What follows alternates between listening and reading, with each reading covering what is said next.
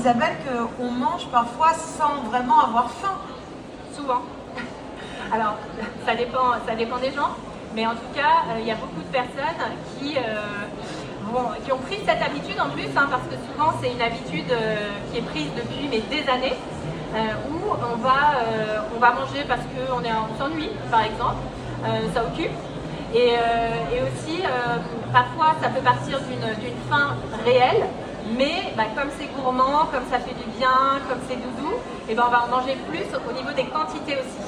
C'est un peu le cas pour le chocolat. Moi, si je commence à mettre, je sais pas vous, mais moi je pense un carré, puis un deuxième, et la tablette. Donc ça veut dire qu'en fait, quelque part, les émotions nous poussent à manger. Et ce que j'aimerais savoir, c'est, d'après toi, quelles sont les émotions? Est-ce qu'on peut comme ça, on va les identifier nous-mêmes? Quelles émotions nous poussent à manger?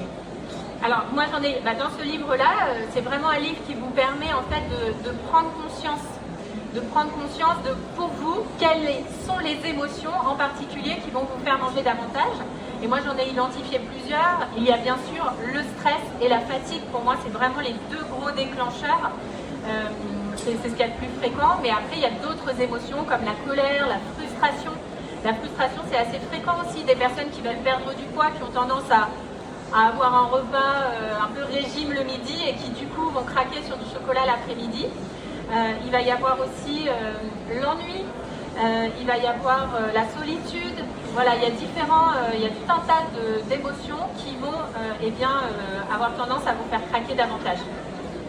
Il y a l'anxiété aussi. Moi, je sais que j'ai un enfant qui est handicapé et quand on m'a appris qu'il était handicapé, petit à petit, j'ai pris en 2 ans 25 kilos. Et après, j'ai eu beaucoup de mal à les perdre parce que tant que j'étais dans cette anxiété avec lui, je faisais tous les régimes de la terre, je ne perdais pas de poids. Donc quand j'ai lu ton livre, ça m'a vraiment rappelé des souvenirs. Je me suis dit, mais elle a totalement raison. Le psyché, ça va avec aussi notre corps de toute façon. Oui, puis après, par rapport à l'anxiété, ça devient vraiment un cercle vicieux parce que les personnes vont manger plus de sucre pour apaiser leur anxiété et le sucre va créer davantage d'anxiété. Donc là, on est vraiment dans un cercle vicieux où les personnes vont encore davantage manger du sucre. Et c'est important du coup de casser ce cercle vicieux pour avoir une alimentation moins sucrée, d'où les petits cookies du jour.